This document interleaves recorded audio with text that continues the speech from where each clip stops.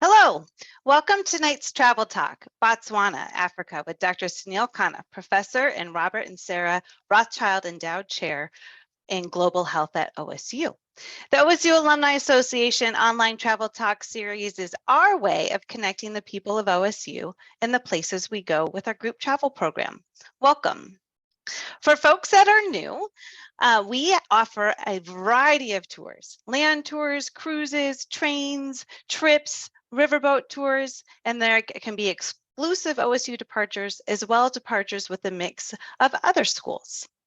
When a tour sells well, a professor, a university leader, or an alumni association representative joins the tour, providing additional educational content about the destination and the university.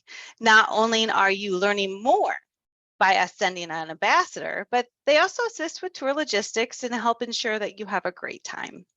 If you have an idea about a future travel talk coming up, one of these programs that we do, please let me know. We're building our tour calendar and our travel talk calendar for this next year. So our chat box is open. Feel free to give us some suggestions in chat if there's a program or a topic that you want to hear about. And also, if there's a time of day that you would prefer to have one of these programs, I'd love to hear your feedback.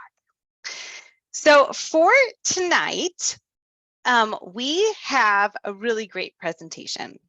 We are going to learn about Botswana, and then we're also, after the program, going to talk a little bit about this exclusive OSU trip to this wonderful area. So be sure to stay tuned to the very end to hear about the tour.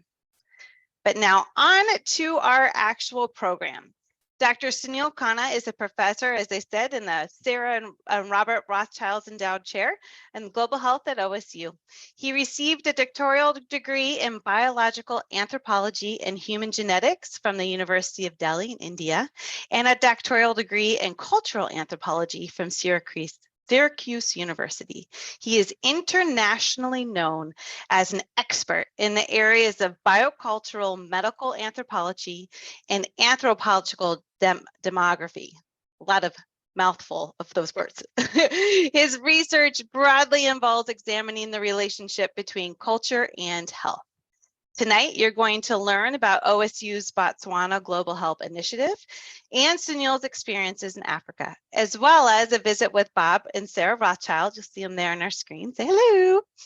And they're going to talk about their time in Africa and the Botswana National Library Service. Welcome, everyone. Welcome, Sunil. Thank you, Kate, and welcome, everybody. As Kate mentioned, my name is Sunil, and I am currently a professor in the Global Health Program in the College of Health, and I'm very excited to be here with Bob and Sara. So what we wanted to do with today is to share with you the program that we have started in Botswana. In fact, we started this program in 2017, and we call it the Botswana Global Health Initiative. So just give me a second, and I'd like to share my screen with you. Can you all see the screen? Somebody say yes. Not yet. I still see you. Okay, just a second.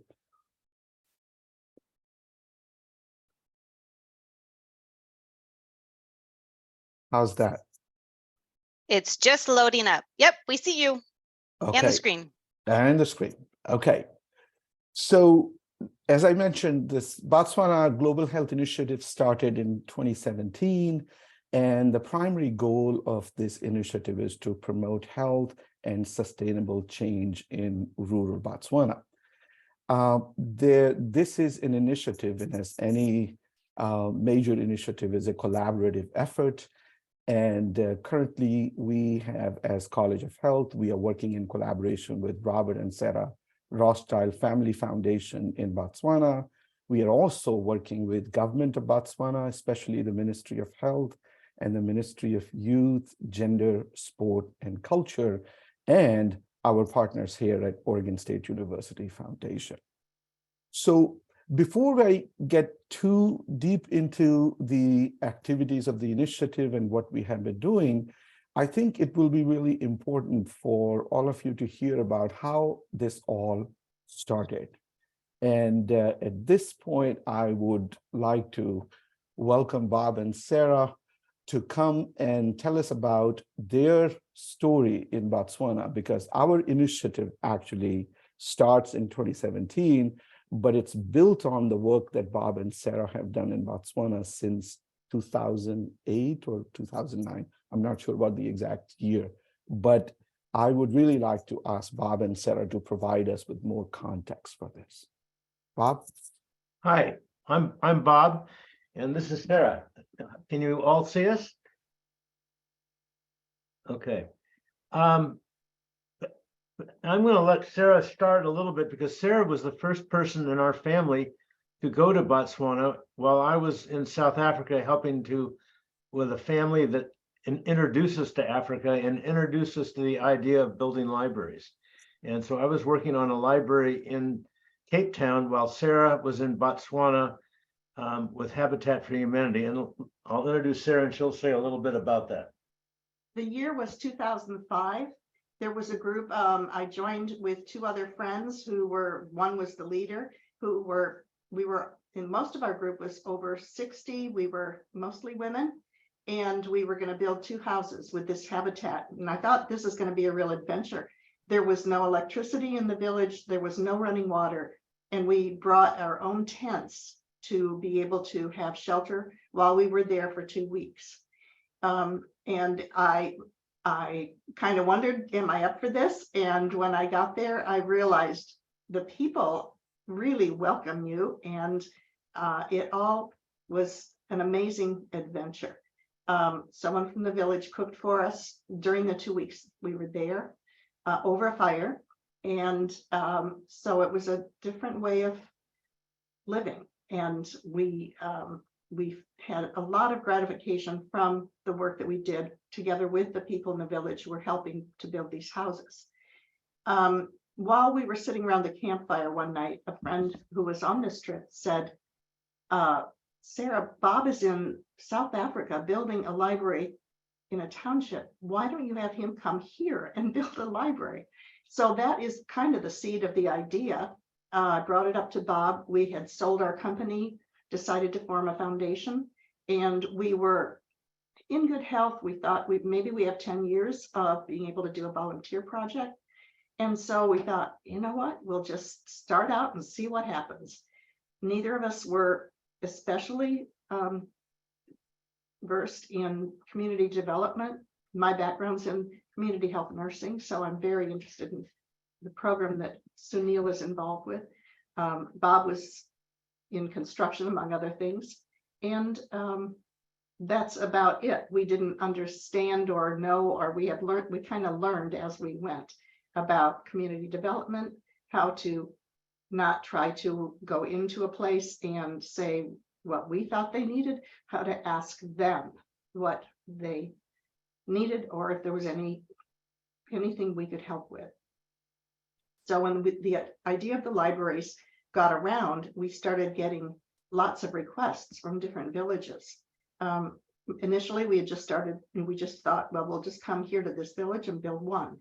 Then Bob got acquainted with the government, and he was able to visit a lot of places in the country where there were what they called reading rooms, just a small one-room place where every month a box of books would be brought and exchanged for others. So the government wasn't quite sure about what to expect with this idea, but we just pursued it. That was, now we're in our 16th year, I think. And initially we said we'll build 2 a year. That was a little bit of a fast pace. We didn't realize that at the time, but we had to kind of slow the pace a little bit to make sure that everybody was on the same time schedule. And now I believe we have completed 19 libraries. We haven't reached 20 yet, but that was our goal. But the number isn't really important. Then what's important is what we've seen happen in villages as a result of these libraries.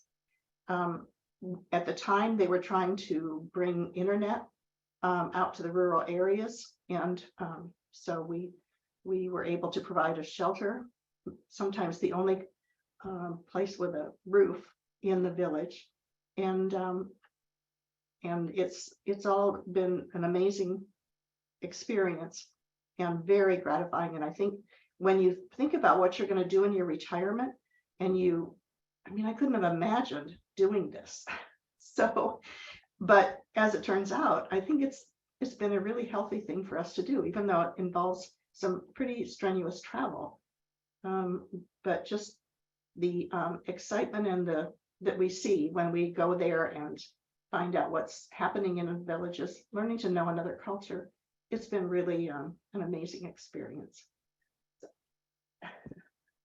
So in 2005, when I went to Botswana to meet with a National Library Service director, I told her what we were thinking about doing. She didn't quite believe what I was saying. Of course, I wasn't sure either. And so she gave us a tour of the country, or gave me a tour of the country. I was by myself and with them. And pretty soon we picked a village to build up our first library. And in that process, we've learned a lot of things about in development of a developing country, which Botswana is. And the main thing was we had to learn what they wanted, not what we thought they should have. And that's been a process that's developed over the years. And with the help of Sunil, when he came in 2017, that has really matured into a very workable solution, or workable, just workable. It worked well for us, and we believe for the country of Botswana.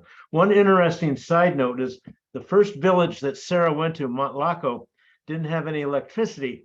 And for us to build a library, we had to have electricity because we have lights and computers and other things that go into the library. And so we were able to meet with the president of the country one morning at his office.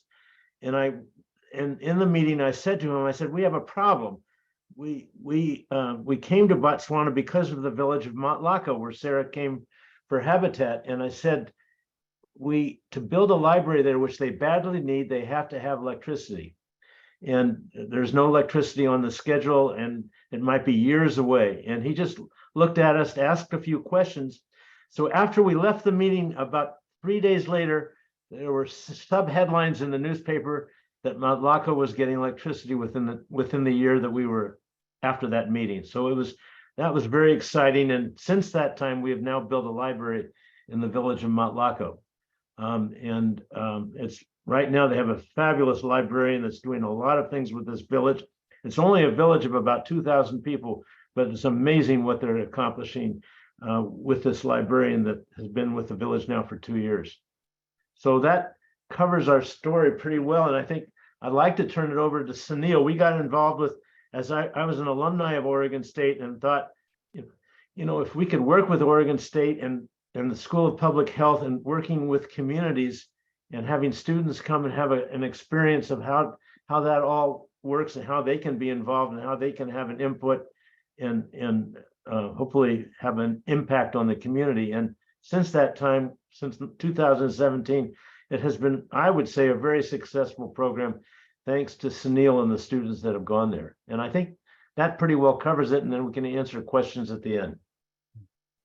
Thank you, Sara and Bob, for this brief overview, this history of the program and how it all started.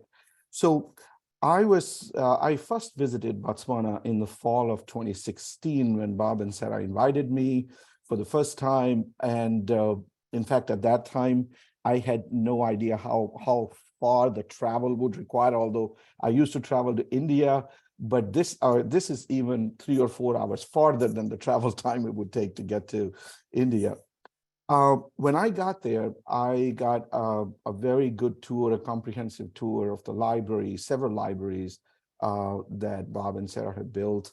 And we visited these libraries. We interacted with people in the villages where these libraries were built. And what we found, at least my observation, was that these libraries were not just libraries, a place where people access information, read books, and use the internet. In fact, these libraries were part of the social fabric of the community. And what we found that there were youth groups who were holding their meetings in these libraries. We had the local healthcare, public health providers basically coming to these libraries and using the facilities to talk about HIV, other public health related issues, healthy eating. These libraries have a built-in kitchen. So there was this community cooking that was going on, and they were using the library facilities to do that. And it was very evident that these libraries were way more than what you expect from a traditional library structure, that they had become part of the social life of people in the community. So from that point onwards, in my mind, there were so many things and so many opportunities that these libraries presented for us to build on. So what we did, we started this initial idea of the Botswana Global Health Initiative as bringing in kind of three-way approach or three-pronged strategy, where we have an education component as part of the initiative, we have a research component as part of this, and then we are a land-grant university, and we are building a kind of a global component to our land-grant mission that involves producing knowledge that can be used by our communities. So we built in an engagement and outreach component.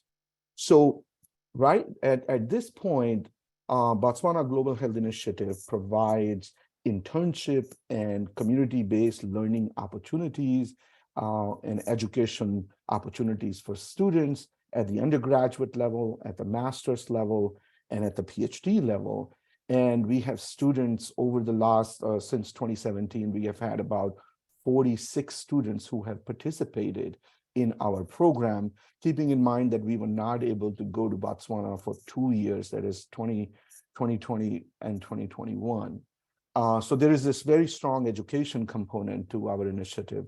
And then we also have a research component where faculty members and graduate students have gone in and have basically worked with communities to identify their priorities and to build some kind of a research component out or some research projects out of it. And what is really critically important is that we are guided by research, not just for the sake of research, but how can we take research and produce something that will be useful to the community, that we can actually work with the community to improve or to achieve, help them achieve the goals that they have set for themselves. So those are the three overlapping components of the Botswana Global Health Initiative. This is just another overview of the history. One of the things that we wanted to do was to not really, as Bob mentioned, not really tell people what to do, but instead work with them to learn from them what they want to do, and see if in that process we can partner with them to help them achieve their own goals. And we, in that process, learn quite a bit. Especially our learning is not only at the level of the research, but also at the level of, you know, some of the inherent biases that we have that we are often unaware of. So this kind of an interaction is kind of, it guides our work in Botswana. So in 2017, we started in a community called Maunatala, a small village of about 4,800 people. And we just kind of took students and spent some time in the community. And in that process, we got to build some rapport with the community, learn from the community. And mostly it was like, we were like sponges. We were just absorbing, you know, what the community's daily life was, its history, its culture, its own priorities. And then in 2018, we went back and kind of started building in a more intentional way in terms of understanding the priorities of the community and also negotiating some of the top priorities that they may have and how we can work with them. In 2019, so it took us about 2 years to get to this point, and that's pretty typical in a community-based research project that this is about. The community identified several priorities, and based on that, they themselves chose 4 top priorities, and one was to improve the sexual and reproductive health awareness and education in the village. And just as a side comment, many of you may be aware of this, that Botswana has the third highest percentage of HIV positive people in the world. Currently, by conservative estimates, we currently have about 18% of the country's population of 2 million that is HIV, that is diagnosed as HIV positive. So community leaders in the village and also in the Ministry of Health, our partners, they were very concerned about what are some of the things that we can do to educate young people in Botswana, especially in rural Botswana, to learn about sexual and reproductive health, about prevention for HIV and STIs, and delay of first pregnancy or first sexual encounter. What was really interesting is that we had an inherent bias that if we were to develop an SRH, or sexual reproductive health education program, we should probably start in middle school. And this was the bias that we brought to the community. And the community looked at us, the leaders looked at us and said, by the time you get to middle school, it's too late for our 11, 12, or 13-year-olds. And some of them are still in the elementary school. So we had to shift our focus to start sexual and reproductive health education to the elementary school. And so that kind of led to a whole different way of thinking about SRH education. The second priority that the community identified had to do with individuals with disability. The community was very concerned that there wasn't any infrastructure or system to support people with disability. There is a school in the village that has a section for students with disabilities, but not much was being done. So again, we were quite impressed with how intentional the community was in terms of identifying that as a priority and then working with us. So we brought in an expert from adapted physical activity and an expert who has quite a bit of knowledge about disability-related issues. So we brought in a professor and a graduate student to work on that issue, again, in coordination and collaboration with the community. Then we had another priority that the community identified, and that was positive youth development. Botswana has about 34 to 37% of Botswana's population is categorized as youth or young population in the age group of 14 to about 27. And the unemployment rate, especially in rural Botswana, is very high. And so you have a lot of youth in the community or in rural communities just not only unemployed, but not really have much to do. What often happens is that when you have young people just sitting around, they tend to engage more in alcohol consumption, drug consumption, and other activities that put them at risk for several things. So the community was very concerned about finding ways to engage their youth. And so we had some expertise in that area, and we brought in some people who knew more about positive youth development. So then we identified that as a priority and started working on that. Another priority that was identified was to reduce gender-based violence or intimate partner violence through education and through building community support and community infrastructure.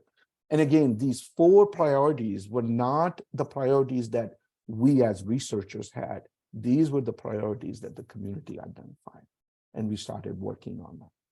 So then came, as we were just getting ready to build on these priorities, 2020 happened and 2021 happened, and we could not go, but we kept in touch with key leaders in the village. And one of the things that we heard from them was that they were a little bit unsure if we would come back, or we would be just like other people who come from Western countries, from Europe and the United States, and they just come, they do their work, and then they go away. So we kind of reassured them through several conversations that yes, we will be coming back.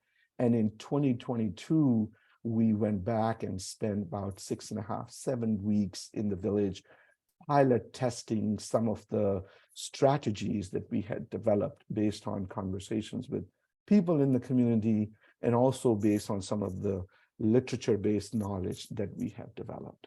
So these pilot strategies and plans were primarily focusing on the 4 priorities that the community identified.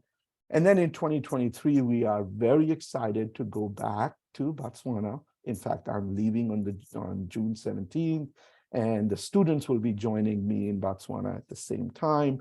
And we will be there again for about 6.5 weeks, working with our government partners and our village partners to implement some of the strategies. One of the guiding principles that we have, as I mentioned, is that we are trying to move away from researcher, the expert model, and trying to build a more collaborative partnership and a more equal relationship with our stakeholders in the community. So yes, as researchers, we have some interest, some expertise, but we also are acknowledging that community members have local knowledge and local expertise that we don't. And community members actually know what things are going to be feasible and which strategies are not going to. So what we are trying to do is to create this cyclical, this kind of mutually inclusive relationship with people in the village. And in that process, the community is learning from us and we are learning from them. So it's like a collaborative relationship that we are building, and hoping that this kind of collaboration will really help us sustain our efforts over time. So as we are building these sexual and reproductive health education programs, gender-based violence prevention programs, we are working with local community members and building these programs in collaboration with them, so that eventually our students are going to graduate, and we will kind of move away from this village community, but we don't want our programs to go away with us. We want the community to take over the responsibility of it by seeing the value that these programs add to their lives. So here is just our ongoing work, and this is kind of about 3 pictures that I've taken from 3 different trips. In the very early on, the very first trip, you can see that we are sitting along with Bob in this meeting in the library, where we are having this open discussion with the community, trying to introduce ourselves and at the same time learning from them about their priorities. And then in the other photograph, you see the students sitting around and working with community stakeholders, and they are telling us what their priorities are. And the third is an action where the community engaged us into a gender-based violence prevention march. And they wanted our students and all the researchers to actually participate in that as a form of solidarity and collaboration, that we are collectively committed to addressing this issue.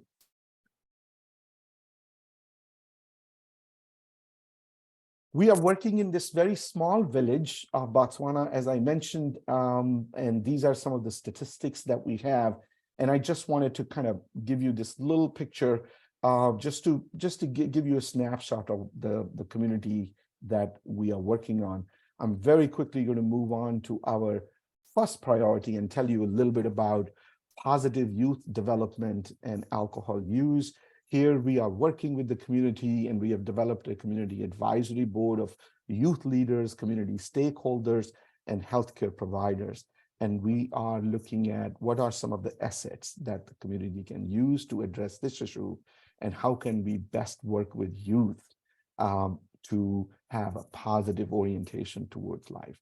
And all of our work in this village is happening in the library. So you can see this is a shot of the library in the village that Bob and Sara built, and we are basically launching our programs through this library.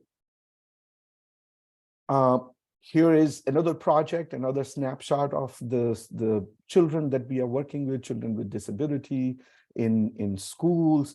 And again, we are working with the community leaders to do resource mapping, developing activities to understand disability awareness, and developing collaboratively a disability education program that is culturally affirming, locally relevant, and it makes sense locally rather than bringing in an outside model that is developed in the West and then imposing it onto the people in rural Botswana. Very closely associated with this, using the same strategy, we are working with school teachers and healthcare workers and social workers to develop an education program for gender-based violence prevention. Our focus is not only on the youth in the village, but also with caregivers. And we are very intentional in terms of using the word caregivers instead of parents, because Botswana, because of this very long history with HIV, has what locally is called the missing generation. So a lot of children who are currently in school, they go home to either one parent or grandparents with no parents around, or uncles and aunts who are taking care of them. So we are using this broad category called caregivers when we engage them into these education programs. Similarly, our sexual and reproductive health education program engages school teachers and social workers and healthcare workers. And this is a picture from a school. This is a junior secondary school, which is equal to our middle school, and where all the children have come to participate in our SRH education program. And so this is kind of a snapshot of it, and I don't want to bore you too much with academically what we're doing, but I definitely want to end with very heartfelt thanks to Bob and Sara for the endowment that they have developed here at Oregon State University that has been helping us with all the resources that we need to take our students to Botswana, take researchers to Botswana, and work in Botswana. And not only that, their help has been significant in terms of building connections locally in Botswana. In addition to that, we have the support from the Dean of the College of Health and faculty. We have the Oregon State University Foundation very strongly supporting this program. And we were recently successful in getting a grant from USAID. So we feel very proud in terms of calling USAID as one of our partners. And of course, the Ministry of Health and Ministry of Youth especially have been very helpful in facilitating us. In fact, the government ministry sends a driver and a van for the entire duration of time when we are working in Botswana. And finally, the community of the Maunatala where we work, and this program would not have been possible without the help of OSU students and faculty. Thank you very much. That's great. We do have a couple questions, and if anybody has questions, now is a great time to go ahead and add them in chat, and we'll go ahead and start with some of these. The first one came through. Sheila was wondering if all of the libraries now have internet, or if there's some that are still waiting. I think all, maybe with the exception of one or two, and internet is becoming more and more of an issue to they're upgrading, and it takes a while to upgrade, but eventually we should have pretty good speed with most of the libraries, but that is still a problem, and we're working through that. Great. And then Kirk was wondering if you could talk a little bit about the social and the government structure of the communities. Is it the same? Does it vary? Or talk a little bit how that is. Well, every community has a chief known as a KOSI, KGOSI. And the KOSI could, in most cases, are men, but we're going to be taking you to a library where there's a woman chief. And she is unbelievable, very dynamic, and been very helpful with us when we came to their community to build a library and even build a conference center there. So you'll have that opportunity, but that's the main structure. It's a very democratic society. In fact, it's so democratic that sometimes things don't get done because everybody gets a voice. And so if you go to a Kotla meeting, which occurs, I think sometimes weekly, everybody has an opportunity to stand up and say how they feel. And so from that standpoint, people do get heard. And as far as discipline in the community, that's administered by the chief. And if somebody misbehaves, they deal with that themselves. The main government is in Gaborone, which is where we have a place, and you'll have an opportunity to visit that city. It's a nice city, a lot going on, and but sometimes they don't. They're very centralized, so you know they operate many libraries throughout the country, and they're all operated out of Gaborone, which sometimes causes problems that things don't get delivered on time, and infrastructure sometimes is overlooked, and people stay in their cubicles in Gaborone and don't wander out to the villages. So we spend a lot of time talking to them about that and encouraging the main people from Gaborone to go out and see what's going on in the villages. Two things that are interesting, just quick, is we're building now a craft center in Monotala, which you'll all have the opportunity to visit and see. And then we're also hopefully going to be building a clinic and a maternity facility in this village as well. So, and the village is very involved in helping to participate in the cost of these items by selling cattle in a way of helping to pay for the program. Are most of the villages about 5,000 people, or how do they vary in population? It can vary from 1,000 to 10,000, but generally about 3,000 to 5,000. 3,000 to 5,000 people. And then these libraries would be similar to what we would consider a community center, or in different communities. There's definitely libraries and books, but also it's that central place for people to gather. And Sheila mentioned there's some other neat things when she was able to visit that she saw there. Sara, did you want to speak maybe a little bit about the preschool or the sewing group, or the basket makers and other activities at the libraries? There are so many possibilities, and when you learn what the skills are that they either have or that they want to learn, we decided that we would, basket making is one that it's a tradition in Botswana, and so they love to gather at the library, and they'll just sit on the ground and do their baskets, and they that's a social time. The idea of sewing has become somewhat of a moneymaker for some people, because we went ahead and got some sewing machines. I don't know if you all remember the old treadle sewing machines, but for some places the electricity isn't dependable, and a treadle sewing machine is a better way to go with that. And they can make uniforms for the schools. The kids all wear uniforms in the schools, and do other sewing that has taken off. Let's see. I think one thing that Bob didn't mention was that within the culture, religion is very important, and the Christian religion is very important. So there are, but not that many churches in the villages. They just meet under a tree. That is where you'll see the service happening on Sundays. And then the ministers, of course, the pastors in the villages are important leaders. I think of any other. One other quick piece of information. In 1966, when the country started, it was a protectorate. Prior to that, it was the poorest country in Africa per capita. Now it's considered the wealthiest country per capita because they discovered diamonds in 1967, and it's the second largest producer of high-end diamonds in the world. And they've really gone to good use as far as infrastructure for roads, schools, clinics, and so it's from a standpoint of a democracy, I would say Botswana ranks #1 in Africa. That's great. So when you were going into the different communities, did you ever have any pushback, or was there ever any real concern about going in and trying to help out from the people who live there?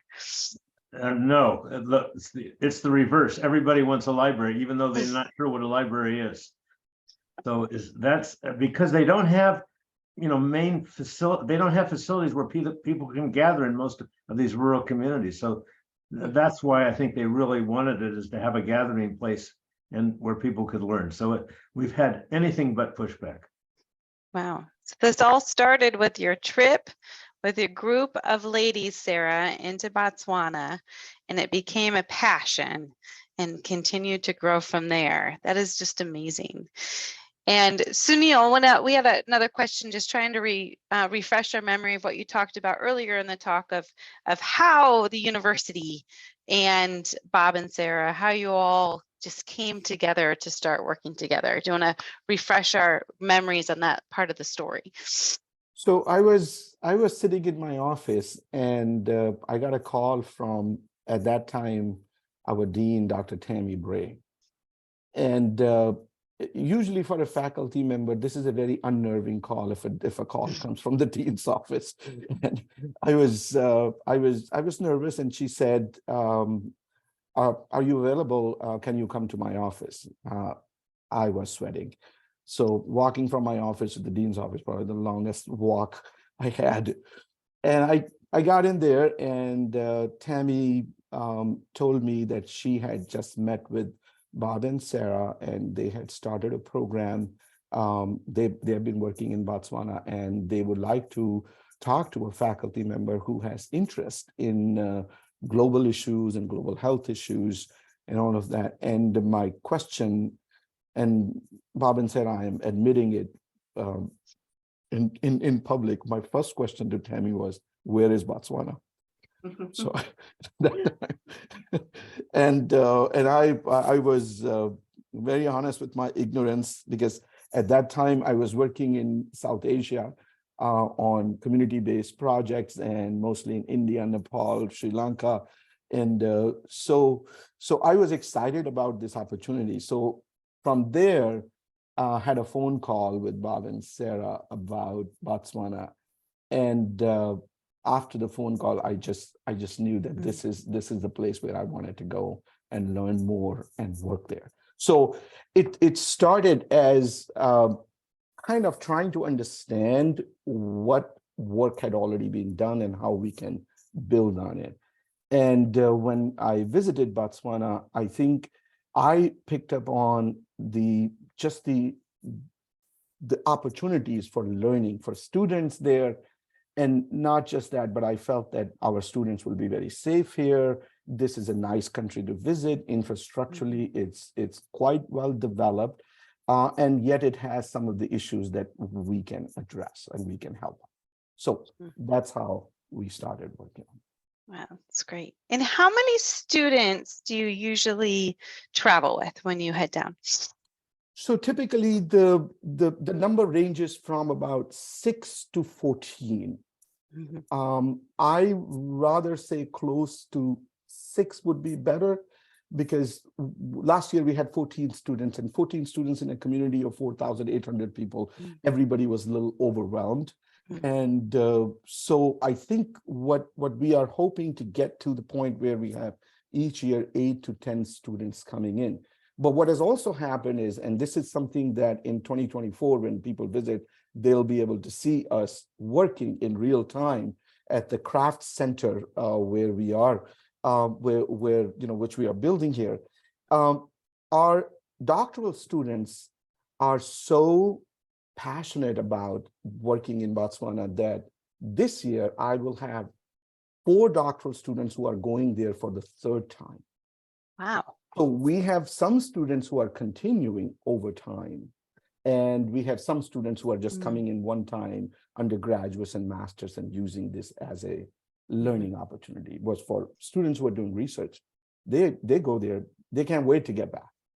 Great. Are these all public health students or different disciplines? We do have we do have about 60% of our students who participate are in public health, but then public health also is a very complex field. We have students in health promotion, health behavior, health policy, global health, environmental health. We have students coming from all those different disciplines, but we have also had students from engineering, from agriculture sciences, from liberal arts, from education, who have come and participated in our program. And my goal eventually is to go to this College of Business, and also in the College of Science and College of Veterinary Medicine, to actually encourage students to come from those colleges, because looking at the needs of rural Botswana, we could use more students from ag sciences, from business, and from vet med. How do you pick them, especially if you're going to have to limit the number of students? We are very selective in terms of selecting students, in terms of picking students. And I would say that we've been kind of 90% successful in finding the right students to come to Botswana. First of all, it's a long study abroad and internship abroad program. And it is not a 2-week or a 3-week, it's a 6.5 weeks, and maybe 7 weeks of program. So students who haven't developed that level of maturity in being by themselves, they find it a little bit challenging to adjust to be in the middle of nowhere. And also our selection criteria includes how much a student is dependent on social media, because we do not have a very reliable social media connection when we are working in rural Botswana. So that's another element. Plus, we also look for the passion that student brings in terms of what they want to learn about communities and working with people. So I think it's a host of factors that we consider when we are selecting students. And each student who participates gets a scholarship from the endowment account, and they get scholarship to reduce the cost of participation in the program. That is great. I wouldn't have thought about that social media part of it, but I guess that's where we are these days. It's the reality of it. Yes. That's really interesting. Oh, that's great. Well, it's 6:18, so I'm gonna talk also a little bit about this trip, but both of them are gonna all three of them are on their screen with us. So if you have other questions, please do feel free just to keep continuing to ask questions about this amazing program. And talk a little bit about where you'll find information about the actual trip. You'll find it on our website at fororegonstate.org/travel. And then on the upper left-hand side, there's a link for the tour calendar, and you'll find it listed there. So as we're talking a little bit here, the trip is, of course, going to Botswana, and it'll be July 17th through 30. And then you get a chance. We definitely have to put in the aspects of wildlife, because you will be getting a chance to see some amazing wildlife on the tour. The big five, as they always say, there's an opportunity. I can't guarantee it because they are wild, but there's a great chance to see all sorts of wonderful things. Going to Chobe National Park and Madakwe Game Reserve, Madikwe Game Reserve. I'm going to get better at saying these words. Sunset cruise on the Chobe River.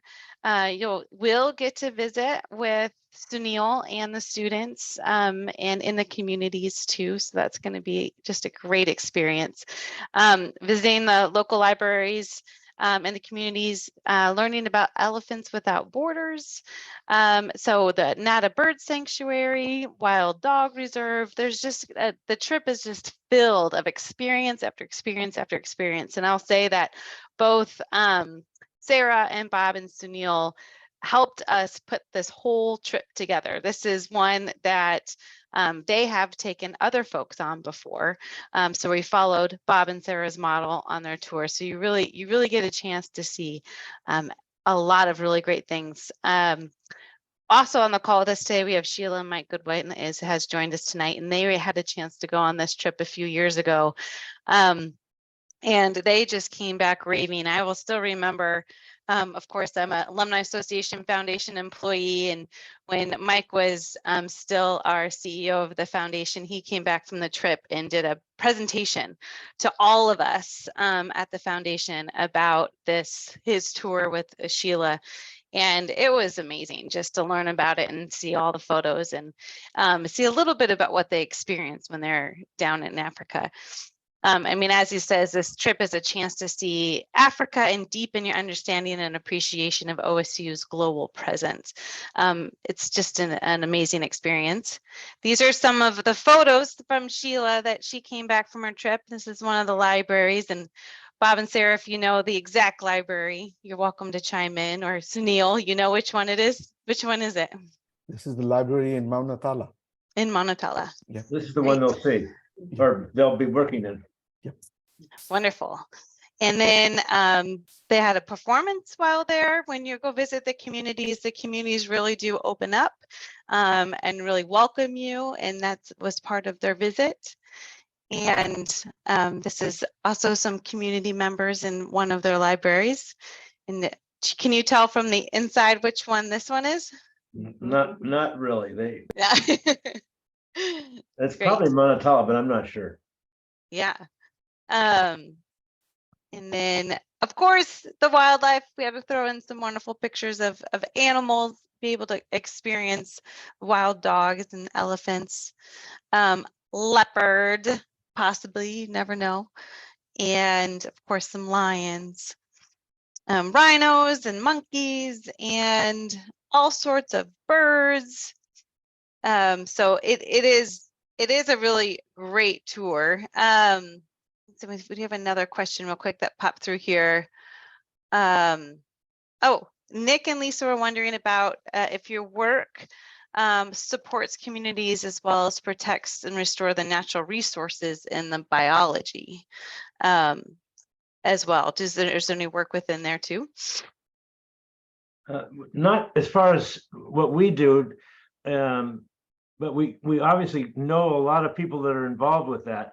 But we're, our primary focus, and we have to keep a focus, otherwise we'll get out of control, is really, building infrastructure like libraries and, and craft centers and possibly clinics. So we try to keep that as our main focus. And then I don't know if Sunil, you might want to talk about that a minute.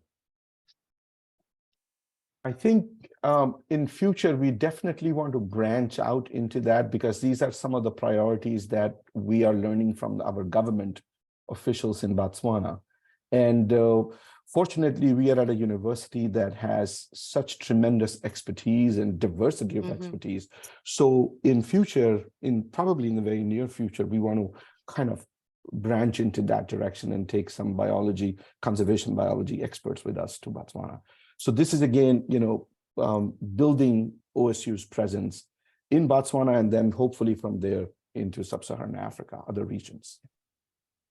That's great. Great. Okay. Wonderful. They say thank you very much.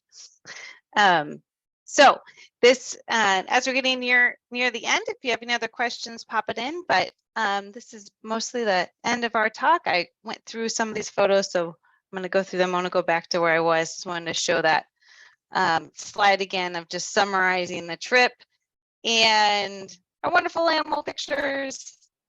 And moving forward, this talk tonight was recorded. For anyone that missed it, don't worry, they'll be recorded and we'll send them a link, or if you wanted to revisit later, you'll get a link to the recording as well. And thank you, Dean. The Dean of the College of Public Health and Human Sciences was here tonight, and he says thank you very much, Sunil, Sara, and Bob, for all the work that you do. And you can reach us here at the Alumni Association. That's all my contact information. You can find me in a myriad of different ways. And then, of course, we're on Facebook, just because everybody is, so you can join us there as well. And then that's the end. You can find, again, OregonState.org/travel. Thank you, Sunil, Bob, and Sara. This has been great, wonderful look into the program in Botswana, and thank you for everything that you do. Thank you. You're welcome. Have a good night, all. Bye-bye. Goodbye. Bye.